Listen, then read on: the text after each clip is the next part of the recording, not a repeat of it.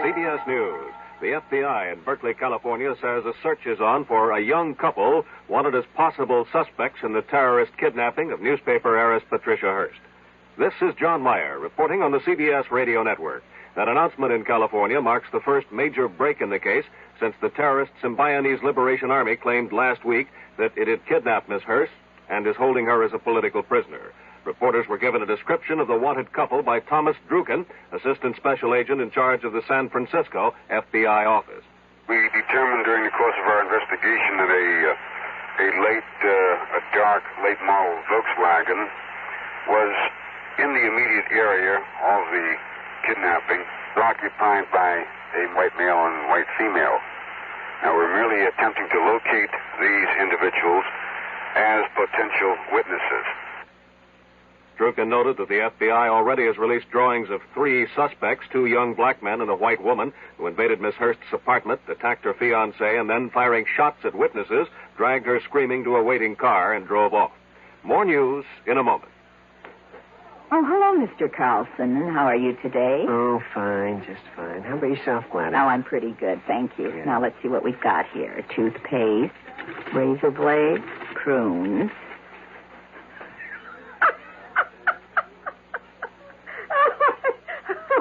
Something wrong?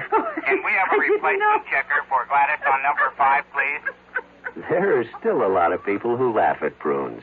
But now, quite a few are finding out how good they really are. Because pound for pound, prunes have 8 times the vitamin A of the leading fresh fruit.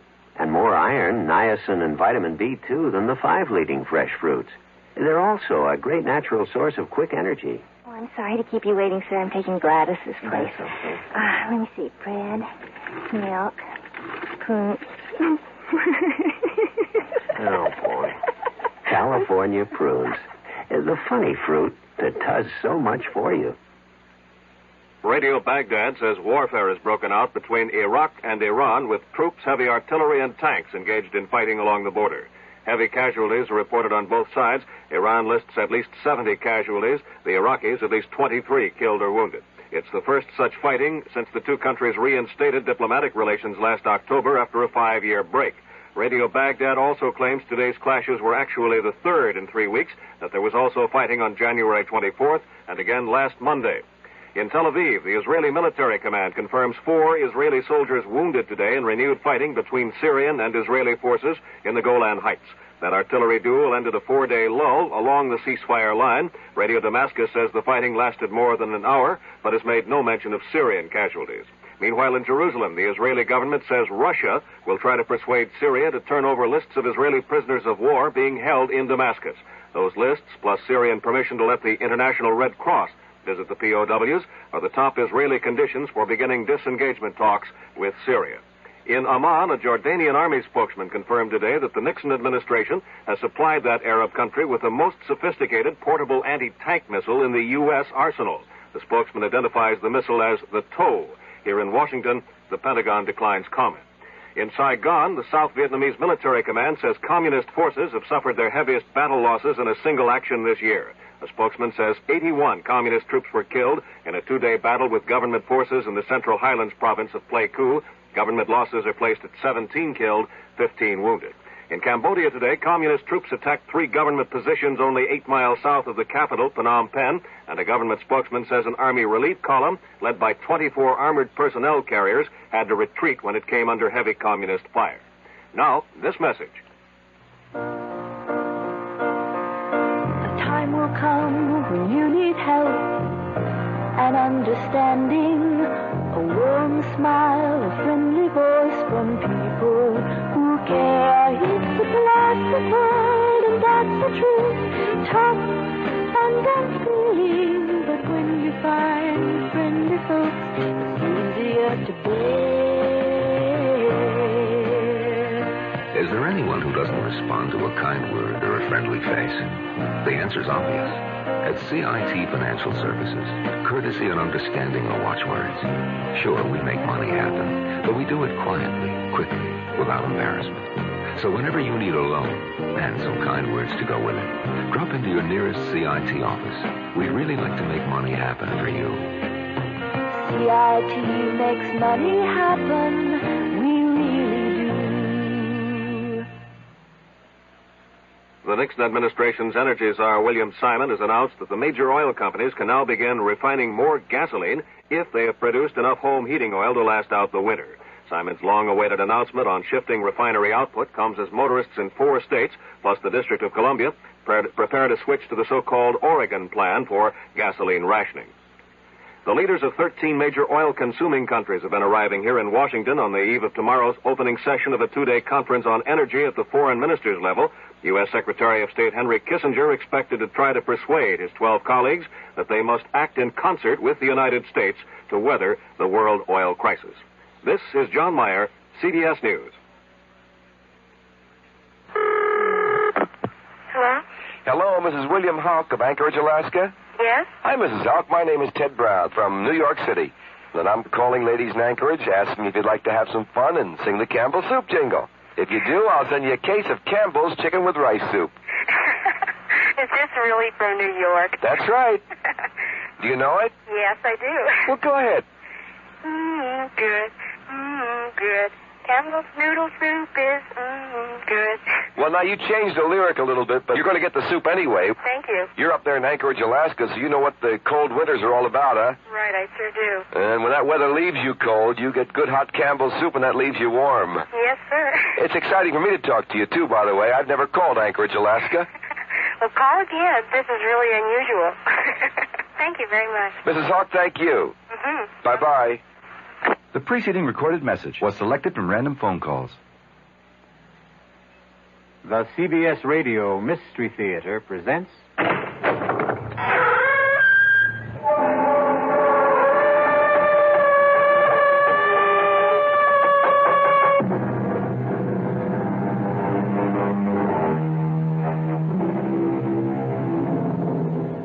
Come in.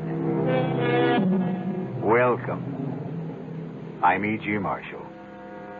Welcome to the sounds of suspense, to the fear you can hear, to the terrifying world of the imagination. I'm your guide for a journey up a mysterious mountain. Dead Man's Mountain is what it's called. Going is really no problem. It's coming down that separates the living from the dead. Doctor, a man simply cannot age 40 years in one night. I wish I knew what to tell you, Mr. Johnson. I saw George last evening at dinner. He was 35. This morning, he's close to 80. But how could that happen? He went where he had no business going. Up Dead Man's Mountain. Is there some kind of disease up there? Some germ? Some virus that can age a man? None that is known to science. Then how do you account for it? Probably the Indian legend is correct. Some evil spirit up there hates to be disturbed.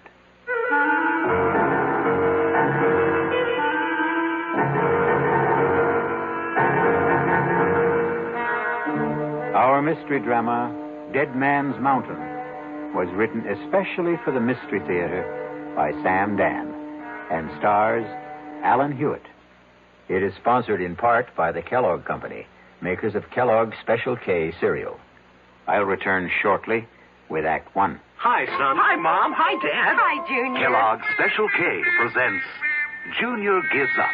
Junior, why aren't you eating your Special K? It's your favorite cereal. Oh, just 'cause. Just 'cause why, honey? Just 'cause Darla said some evil things about it. That's just 'cause why. Hi, Mom. Hi, Dad. Hi, Darla. Hi, Sis. Hi, Junior. Darla, what did you tell Junior about his Special K? Daddy, all I told him was that Special K is good for us. Yeah, and anything that's good for me never seems to taste good. But, Junior, you already know that Special K tastes good. Who do I believe? Darla or my taste buds? What's that, son? Oh, nothing, Dad. Son, Special K is America's favorite high-protein cereal. It's got minerals, vitamins, iron, and all those good, nutritious things. But it got to be so popular over the years because it tastes good, too. You mean it's good for me and tastes good, too? Right, son. Right, Dad. Right, Junior. Right, Mom. Right. Right, indeed. Start your balanced breakfast with Kellogg's Special K. It's nutritious and delicious. Right, Dad.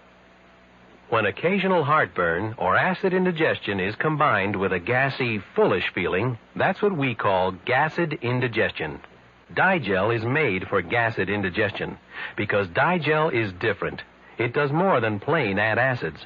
Digel reduces excess acid while its patented simethicone gets rid of trapped gas fast. Use only as directed. Digel for gassed indigestion. No plain add acid can do what Digel can. Was I embarrassed? Even though I used an adhesive on my dentures, they still came loose during dinner. And when I had to be... This denture wearer should change to Cushion Grip, a soft, pliable thermoplastic adhesive that even hot or cold liquids can't dissolve. That's why Cushion Grip lasts and holds dentures much longer than ordinary powder, paste, or cream adhesives you often must apply 2 or 3 times daily. For new, long-lasting security, new comfort, change to Cushion Grip.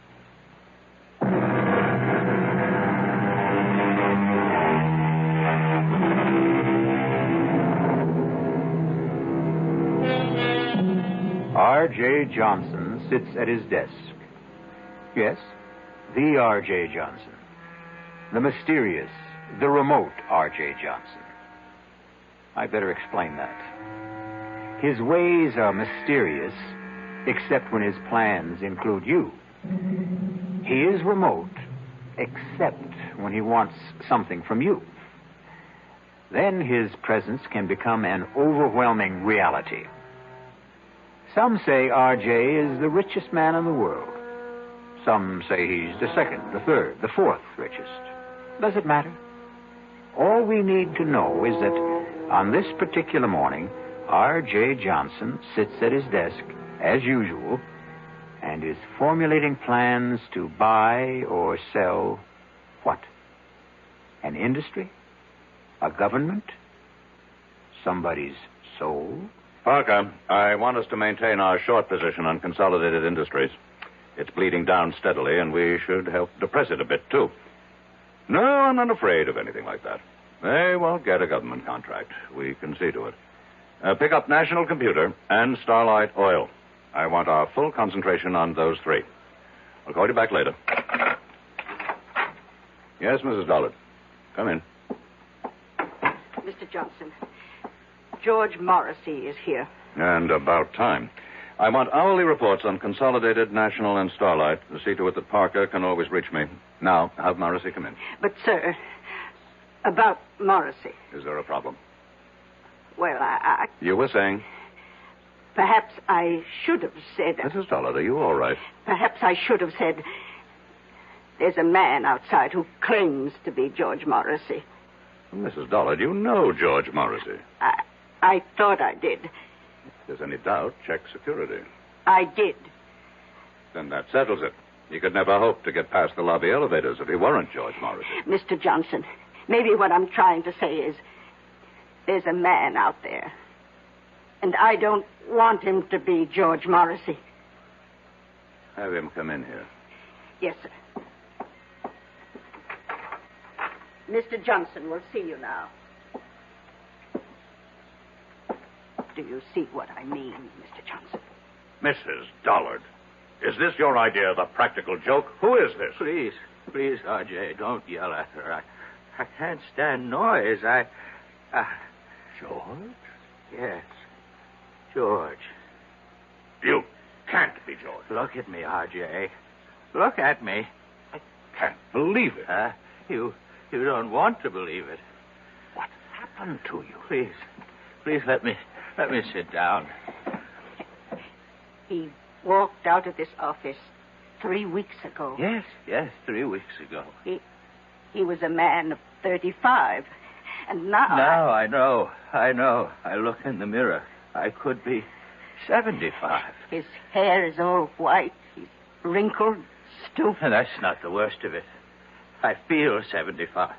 I couldn't even walk without this cane. George, the first thing you have to do is tell me exactly what happened. I was at Manitou Mountain getting the development deal set, and R.J., listen, we'll have to forget it. Give it up. What are you saying? I'm saying forget it. Look at what happened to me. They said, all the locals, they said the mountain was haunted. Terrible things would happen to anyone who went up there. Talk sense. Can't you believe your eyes, R.J.? Look at what happened to me. George, start at the beginning. I couldn't get anyone to drive up the mountain road. So I hired a car. I drove it myself. I drove it up the mountain and... Yes, and? And that's all I remember, R.J. I must have passed out up there. But something did happen. It's like a nightmare. I can't bring it into focus. Just flashes of it. Terrible things. Be specific. What kind of terrible things?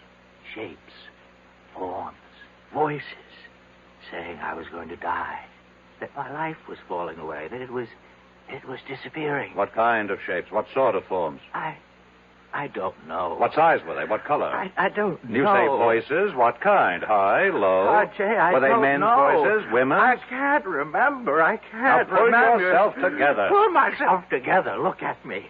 I'm an old man. I've been robbed of half my life. Now think. How long did you stay on the mountain? I don't know. Somehow I managed to get the car turned around. I drove back to town. I found a doctor. What's his name? I don't know. What did he say? I can't remember. R.J., I came here to warn you. The mountain, it's haunted. It's cursed. Give up the project. Mrs. Dollard, call Dr. Waterson. No. Doctor can't help me anymore. But I can help you, R.J. Give it up. Give up the project.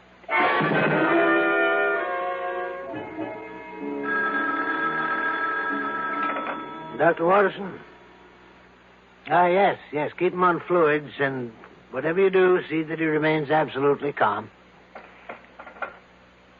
That was the resident. About George? No change in his condition. Have you checked the local doctor? The one who saw him first? We called him. He reports he treated a man of about 70 for exhaustion. That's all you could get out of him? And that's all he had to say. And what have you got to say, Doctor? We find that George Morrissey has the physical signs of a man in his 70s. But you know very well he is not in his 70s. Chronologically, no. Medically, yes. Is there a disease that could age a man so radically in so short a time? I would say a man could be ravaged by some psychic or physical attack, but here we have no signs of trauma. His tissues, organs, nervous system, circulatory system, they show the deterioration that could only be caused by aging. Let's cut through all this, Doctor. How did it happen? We don't know. You don't know. Am I supposed to buy this nonsense about a haunted mountain, curses, and all that? I don't have the answer, R.J. Watterson, over the years, I have contributed millions for medical research. I bought this whole hospital for you. So, are you telling me that now, when I need some answers, I'm not going to get anything for my money? I'm telling you that we have no answers at this time. Is it possible that George could be faking? Why should he want to fake? Answer my question. The answer's no. I want to see him. He's very weak. Is it important? I don't make unimportant requests. Well, just for a minute or two at most. And please, don't excite him.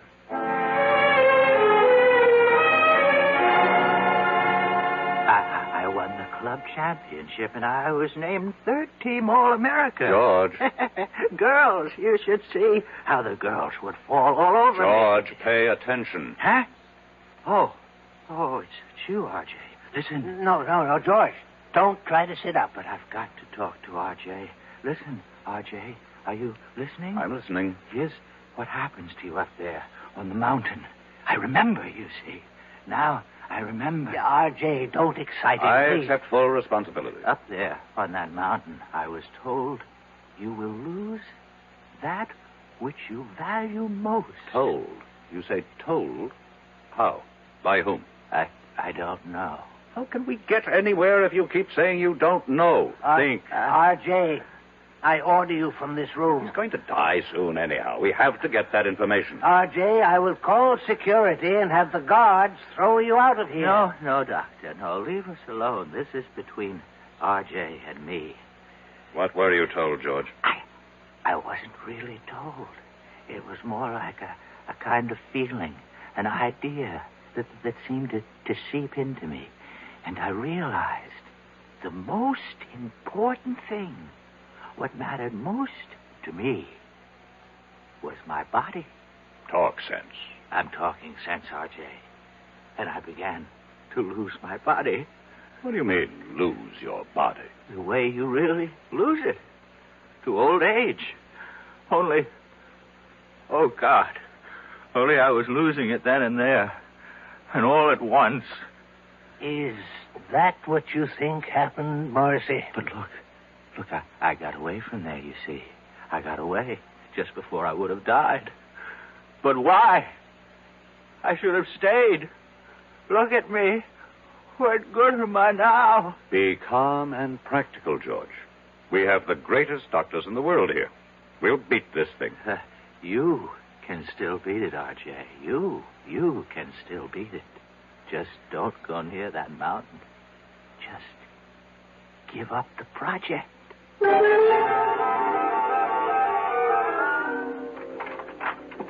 You wanted me, Mr. Johnson? Has Parker called while I was out? Yes, sir. He reported in. Consolidated stock is still falling. That's good. National Computer is rising. And Starlight Oil is doing well with the new government. Tell him to increase our holdings. Try 10%. Now, cancel the rest of today and all of tomorrow. Yes, sir. Call Chuck Daly. I want him here in 3/4 of an hour. Sir. What is it? Well, Chuck's about to leave for Florida. His daughter's getting married this afternoon. Tell him he's to fly me up to the Manitou Mountain area. But, Mr. Johnson... Now, what is it, Mrs. Dollard? You can't go up to Manitou Mountain. Why not? You saw what happened. What did happen? You saw George Morrissey. About George Morrissey. Either he caught a disease... But medical science doesn't know of such a disease. Medical science is constantly being surprised.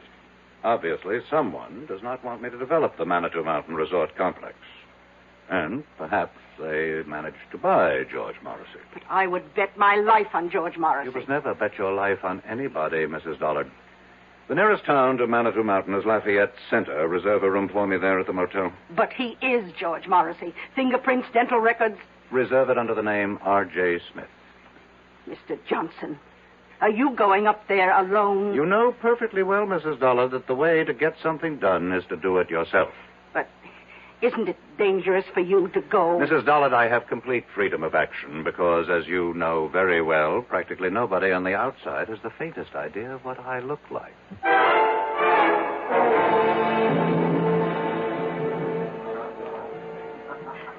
How many days do you plan to spend with us, Mr. Smith?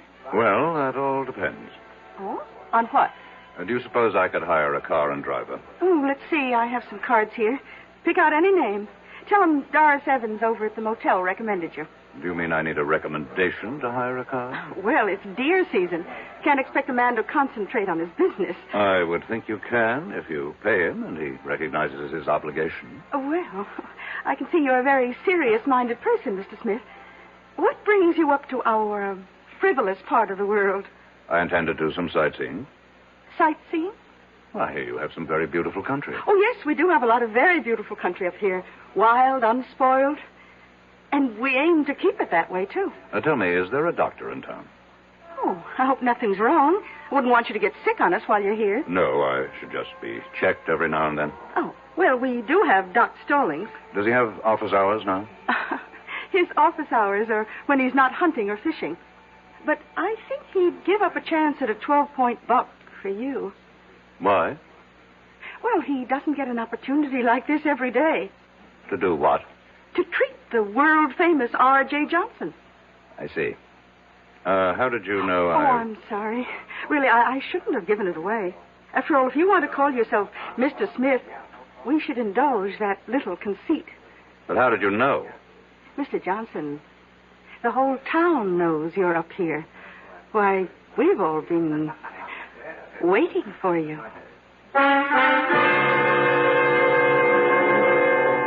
We've all been waiting. Waiting for what reason? Had they also been waiting for George Morrissey?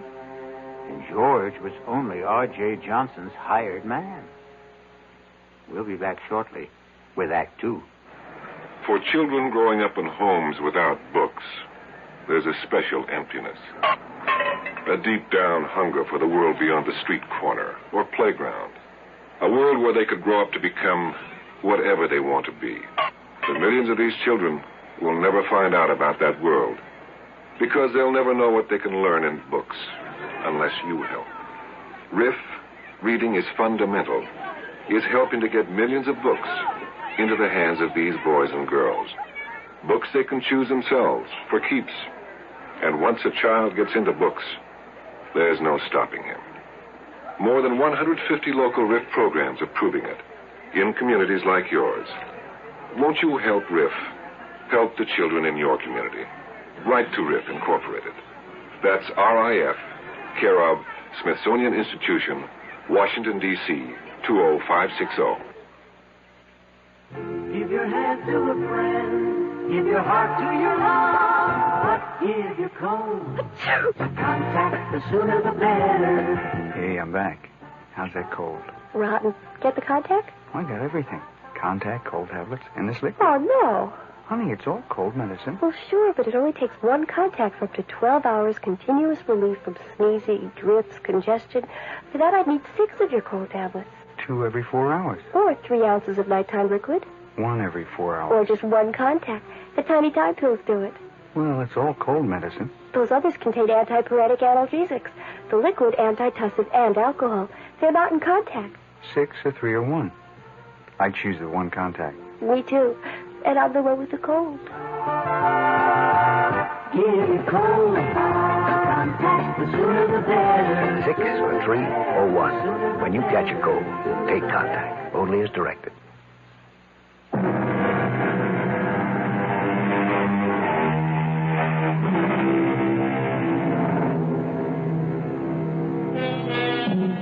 One of the world's wealthiest men sits in the tiny lobby of a small motel in an out-of-the-way village somewhere in the Adirondacks. And suddenly he feels that all of his money and power somehow seem to be very far away at this anxious moment. You say the whole town's been waiting for me, Mrs. Evans? Yes, we've been waiting. Why? Well, you own us now. I own you. In a manner of speaking. You own all the land that surrounds this village. I would think of myself as more of a neighbor. Well, we don't think your plans for the area will make you a good neighbor. You had your chance to protest against the project at the hearing. And we did. And after the legislature weighed all the pros and cons, they acted in the interests of the entire state, not your narrow provincial prejudices. You really believe that, don't you? I certainly do. Well, we know why certain votes went a certain way. Oh, do you? Suppose you tell me. We know there was bribery and pressure. Really? None of this was found by the special prosecutor's office.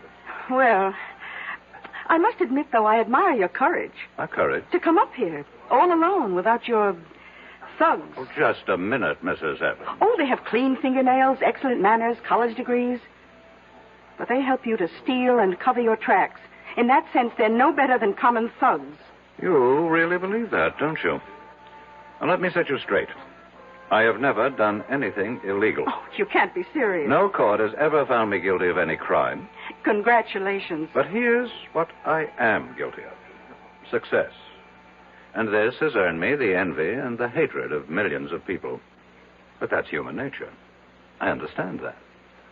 What I don't understand is the attitude of the people in this town. I'm not taking anything from you. I'm going to make every one of you rich. Can't you believe it? Oh, yes. We believe it. Do you have any idea how property values in this town will skyrocket when the development is here? Yes, indeed. Then why is everybody so unhappy? You know, you remind me of my husband. My late husband, that is. In what way? He was an unsuccessful version of you. He also worshipped money. But he didn't know how to make it. Now, what happened to your husband? He went up to what your investment brochure calls Manitou Mountain. Dead Man's Mountain, we call it around here, and it killed him. How could the mountain kill him? It's an old Indian legend. Unless your conscience is completely clear, that mountain will kill you. Well, it killed poor Sidney Evans, rest his soul. Killed her? How? He was discovered at the foot of it. He was completely shriveled. There must be an explanation. Doc Stallings never found it. He just wrote it up as death due to causes unknown. Stallings is, after all, only a country doctor. That's right, he is. Tell me, how do your high-powered city doctors explain Mr. Morrissey? Well, you know about Mr. Morrissey. Oh, the whole town knows about Mr. Morrissey. Poor Mr. Morrissey, he went up there. Something he had no business doing. I must correct that. He had every business doing it. He was my agent inspecting my property on orders from me. But the fact is, he went up there, and the mountain got him. Have other people met with mysterious results after climbing that mountain? Oh, very few and far between. We may be just country folk up here, but we learn from experience.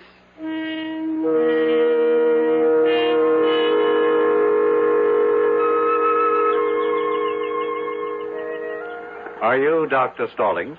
Well, look who's here. They said you'd be out fishing. Well, that's never a bad guess, but it takes two, and the trout won't play. I'd like to talk to you. Sure. I'm willing to pay you for a consultation. Oh, I intend to charge you. Well? Well, what? Well, aren't you going to come up here out of the water? Well, you see, I got my eye out for a certain brown trout. So you just tell me your symptoms, and I'll decide whether I have to examine you. An employee of mine. You treated him recently. George Morrissey. Oh, him. What happened to George Morrissey? Well, I met him at the motel. It was a Thursday night. I go there for dinner whenever Doris Evans serves pot roast. Hey, you're lucky. She's having it tonight. About Mr. Morrissey. Oh, he was a serious kind of fella. About like you. Same no-nonsense, let's get right down to it attitude. I'm only interested in what happened to Morrissey. What happened? Well, he wanted to hire somebody to drive him up to Dead Man's Mountain. And nobody would do it. That's right. Why?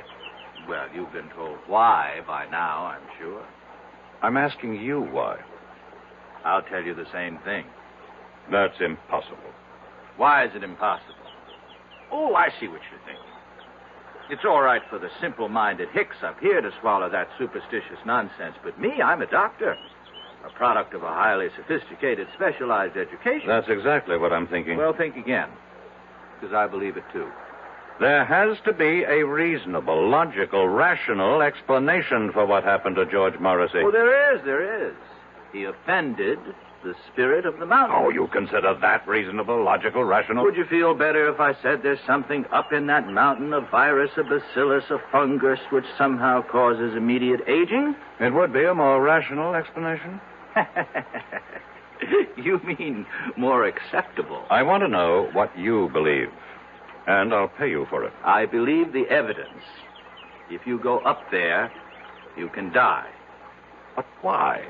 Because a great spirit lives up there, and he values his privacy. That's impossible. I saw George Morrissey at dinner one night. A vigorous, athletic-looking man in his 30s. I saw him again the following evening. A broken old man, half dead. And you explain it with this half-baked legend. Well, how do your city doctors, with all their modern facilities, explain it? Your Dr. Watterson, a world-famous diagnostician, he called me. He asked me. This thing has to be cleared up. Why? What's wrong with a nice, quiet mystery? If word of this becomes general, it can destroy the entire project. Uh-huh. Is that bad? Millions of people will be deprived of an opportunity to enjoy healthful recreation in a fresh country environment. But it won't be fresh country, you see. You'll have superhighways and smoke and noise and honky-tonk resorts. I'm convinced that you people are up to something. Well, you tell me what. I don't know. But I assure you, I have the resources to find out. Well, if you ever do, let me know.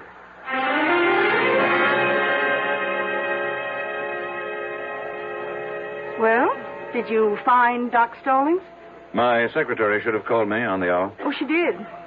We serve dinner till 9:30, but the best time to eat's around 6. From then on, it's leftovers. I'll have a sandwich sent up to my room. Oh, you're joking. I don't tell jokes.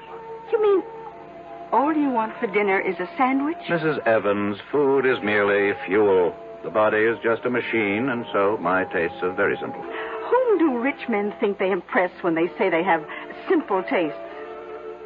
Do you have a wife? I never married. Oh? Well, so far we've eliminated wine and women. I can see by looking at you that there isn't too much song. Oh, what do you do with all your money? I make it grow. Well, whatever you do, don't go up that mountain. I don't think I need any more advice from anyone around here. I would like to place a call to New York. You go up that mountain, and when you come down, you'll be penniless. You have my secretary's number there. Please put it through. Just remember, I told you.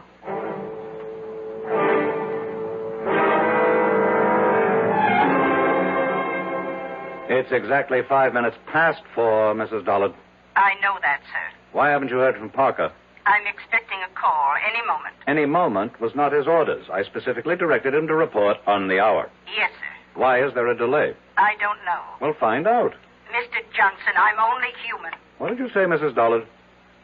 Mrs. Dollard? Operator? Operator!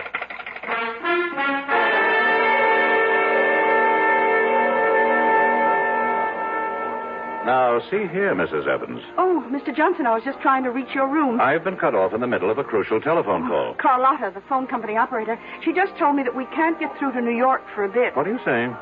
Well, you've seen those signs along the roads. Look out for falling rocks. Well, we just had a pretty good slide on Route 640. But I must talk to New York. A lot of wires are down, but Ed Bailey and his boys will have it fixed before long. Oh, hi, Doc. Hello, Doris. And why does the celebrated R.J. Johnson look so agitated? Well, he can't make a phone call. Oh, my. You know, Mr. Johnson, as a physician, I have a prescription that could keep you healthy and happy for years. Doctor, I'm in no mood for your folksy philosophy. I have to make a phone call. Don't you want to hear my prescription? How long will it take to repair the lines? So, maybe an hour. An hour? Maybe less. I would prescribe the following. Chuck it all, Mr. Johnson. Give it up, settle down here, and marry Doris. Oh, I'm not sure I'd want to marry him, Doc. I'm not out to marry anybody. Oh, why not? What's going on in this town? Are you people crazy? Where's the police station? The police station? Well, we do have a sheriff. Send for him. What do you want the sheriff for? There has to be some kind of plot. Where can I find the sheriff? Oh, you don't have to find him. He's coming in the door right now. Hi, Elwood. Evening, folks. A gentleman here wants to see you, Elwood. Yes, sir. Sheriff, I need your help. That's what we're here for, sir. My name is R.J. Johnson. Pleased to meet you. Sheriff, these people are trying to... Yes, sir? These people are out to do me harm. Which people? Among others, these two. But Doc Stallings here is the greatest guy you'd ever hope to meet. Matter of fact, he takes care of me. And I personally vouch for Doris. She's my sister.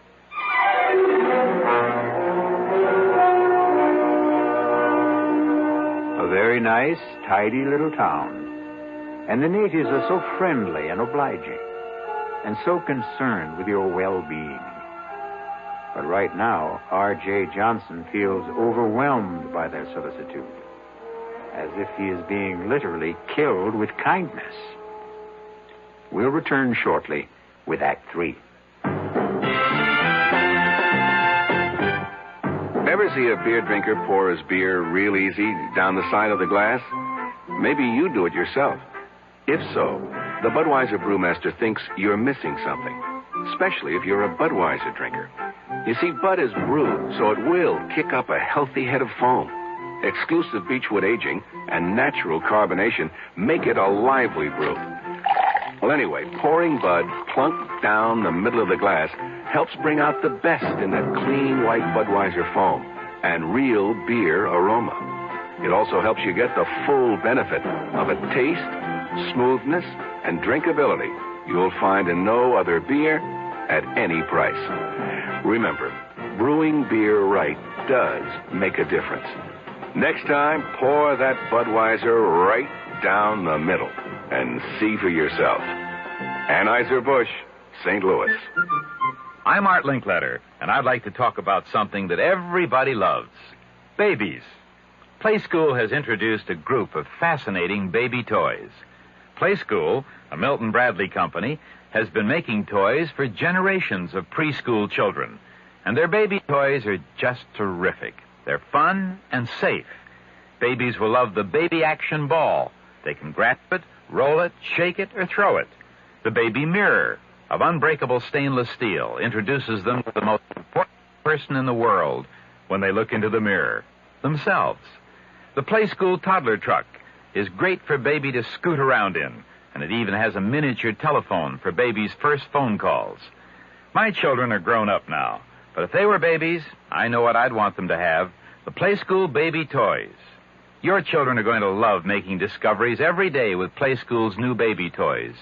And every day is a good day to make a baby happy.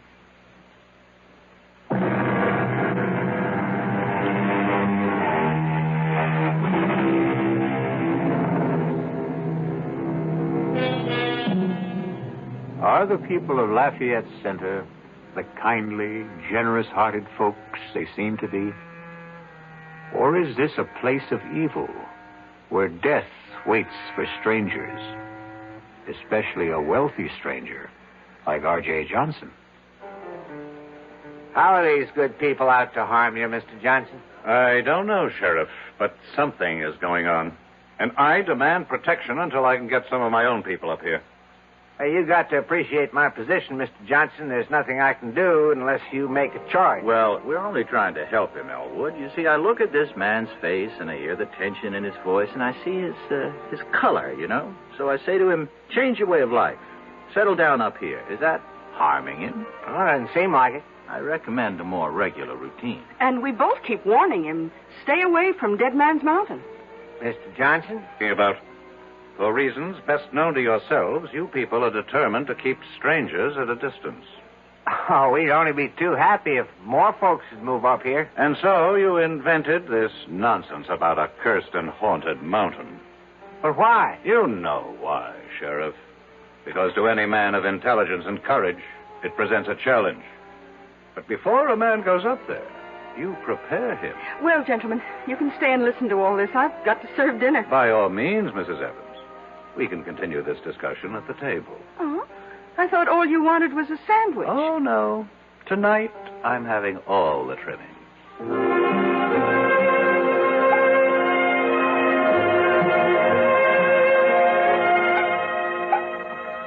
Here you are, Mr. Johnson.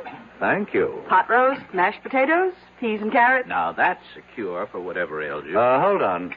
Dr. Stallings, change plates with me, please. Why? It's the same portion. Except I always give you a little bit less, Doc. Would you mind changing plates, Doctor? No, not if you tell me why. Since I'm going up to the mountain, there could be something in this food. A drug, perhaps. Oh, I like that. Very well, Mr. Johnson. Here, have it your way. You say you're going up the mountain? Yes. After all we told you? I'm going up that mountain to prove that it's just an ordinary piece of undeveloped country real estate. Can you stop him? Why would everybody want to stop me? Well, look what it did to your Mr. Morrison. Suppose, for the sake of argument, there is something dangerous up there, and it gets me. Isn't that to your interest? Without me, there can't be a development project. Well, we have a more basic interest. We have obligations as human beings. Well... Now, I will need a car. There's a road, I assume. Oh, yes, sir. Leads up to the top. But why go now? At night? Because the word should get around. R.J. Johnson drove up this Dead Man's Mountain, as you call it, in the dead of night, and just as calmly drove down again. But, Mr. Johnson, you really... have something to learn, Mrs. Evans. You think a man becomes rich through trickery, violence, and all manner of illegal, immoral, and unethical acts. I never said that. But you believe it. Tonight, you're going to discover how I became rich. By daring to do what other people consider impossible. It's that simple. I would still advise you to keep away from that mountain. Let's end the little game, Doctor. I've humored all you people long enough. Well, very well. How do you account for George Morrissey? Very simple. George Morrissey is not R.J. Johnson. Oh. Does the spirit of the mountain, going along with the legend, kill everyone whose conscience is not clear? Very well. I'm safe. My conscience is unblemished. Elwood, I still think you should stop him. The sheriff has no right to interfere. I'm merely inspecting my own property. Well, he's right, Doris. A little exercise in morality here. Who would care to accompany me? You look down on. You are the pillars of virtue. You mean there isn't a clear conscience among the three of you? I'll drive you. Doris. Doris, what are you saying? He's challenged us. But, Doris, you know you can't fight the mountain. Well, we can't let somebody else get killed up there either. Well, what can you do? Well, at the first sign of anything suspicious, I can turn the car around. Mr. Johnson, you've got yourself a driver, and I suggest we leave right now.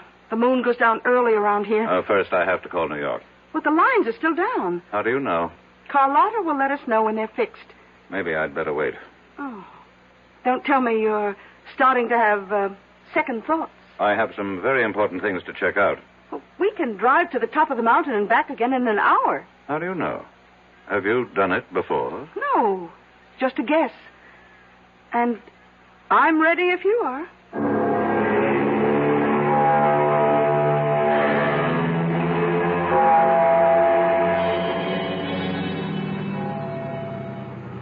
Well?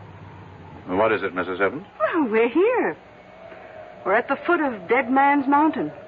And there, you see, on your right, is the dirt road that leads upward. How far? Oh, I don't know. Well, what are we waiting for?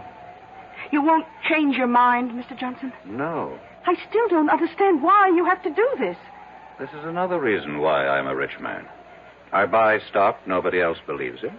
I finance schemes other people think are harebrained.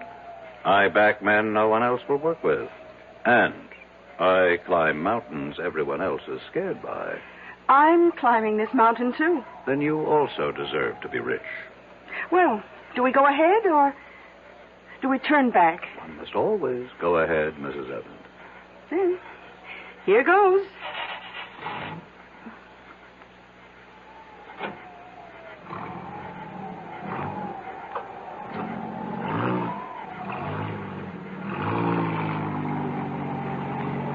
How do you feel, Mrs. Evans?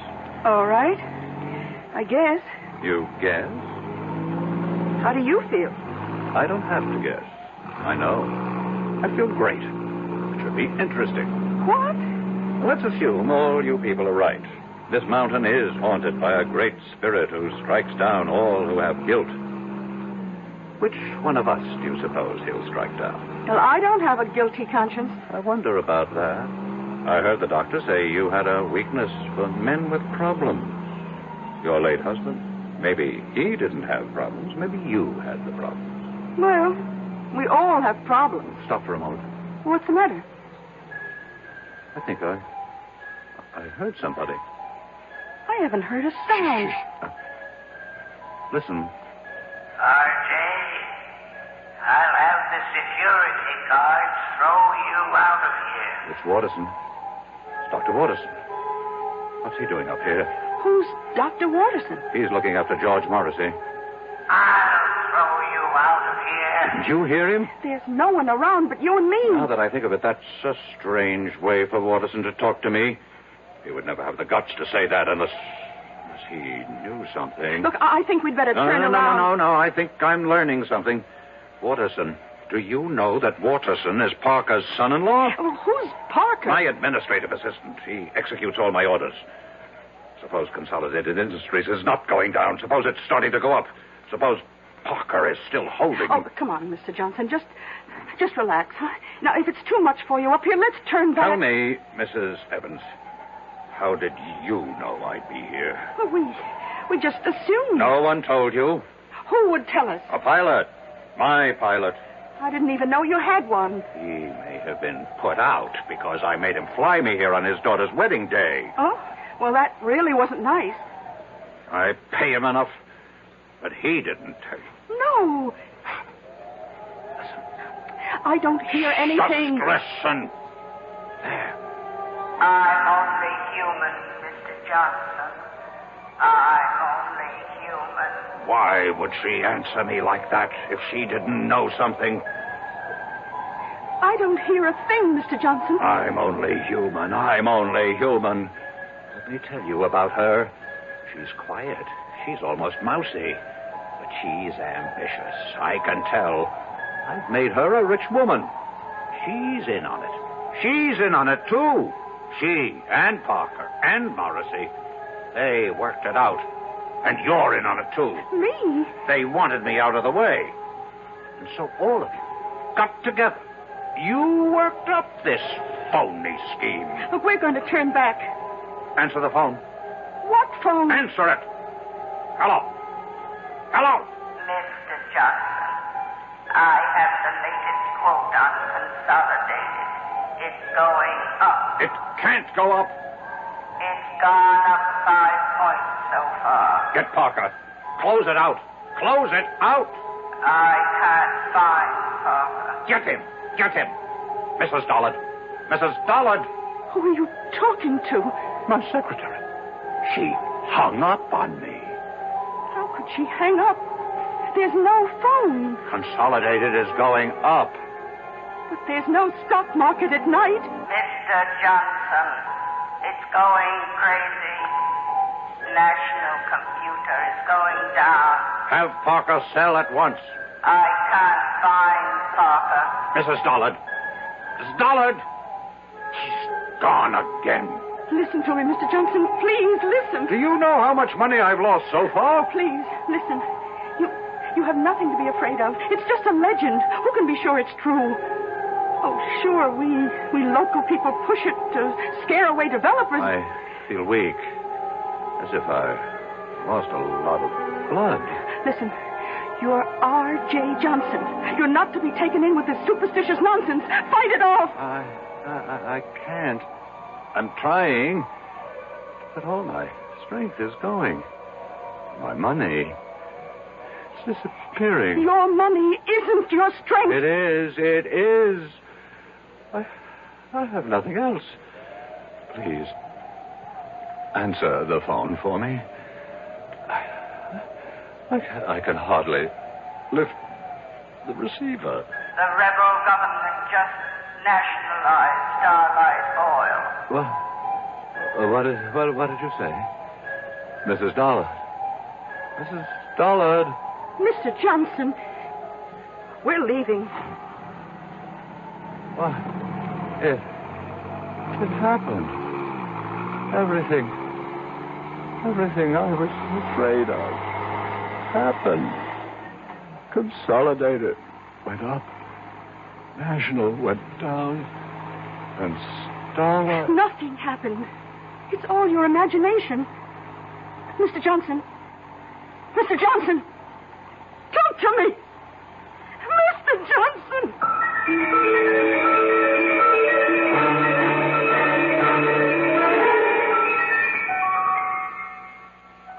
He's dead. How? Why? Doris, I don't know. There isn't a mark or a sign on him. It's as if all the force and vital energy just left his body. Well, maybe it's all for the best. He was in trouble. Trouble? It was on the news. Some of his holdings went haywire for some reason. 3 big companies. He's out millions. He may have died just in time. The mountain. The mountain. What about the mountain? It's true. Every word we say about it. It's true. Oh, come on, sis. How can it be true? The mountain killed him. It took away his money. Doris, are you all right? I don't know. I don't know yet. I wonder. What did it do to me? Well, what did it do to Doris? Everybody loses what he values most up on Dead Man's Mountain, as the saying goes. Maybe Doris had fallen in love with R.J., and thus the mountain robbed her, too. I'll be back shortly. who knows how to help you solve your shopping problems. Your Better Business Bureau knows. For heaven's sake, this store won't give me back my $25 for the ice skates. All they would give me is this credit slip, and they don't even have any more skates in my size. Oh, what am I going to do? Madam, not all stores make cash refunds on returns, you know. Who are you? I'm the man from the Better Business Bureau. You know, only some stores will make refunds because it's their policy to do so, not because they're required to do so. Next time, remember, find out about a store's policy on refunds and exchanges before you buy. I guess you're right. Well, you know, it's just another tip from your Better Business Bureau.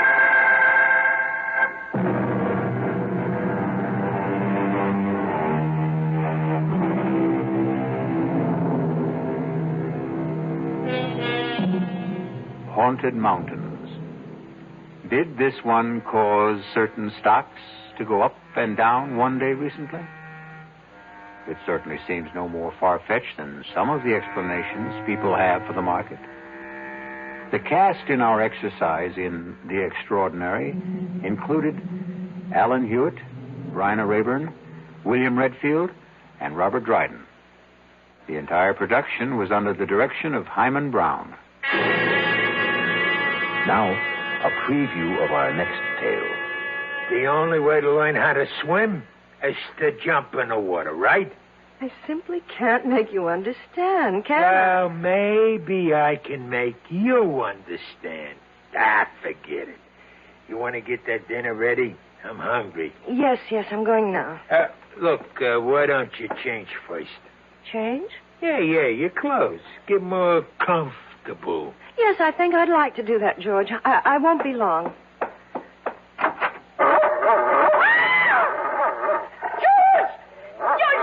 There's a dog on our bed. A horrible big dog. Take it easy. That's my surprise. That's it. Tell her. Get him out of here. Please, George, take him away. It's only a dog, for Pete's sake. He's not going to hurt you. Get it out, George.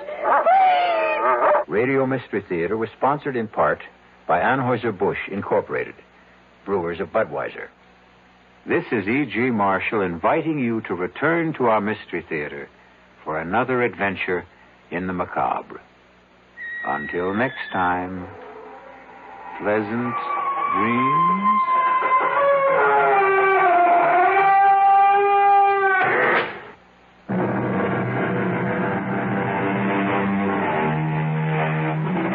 KRLD's Mystery Theater presents 7 thrilling dramas each week.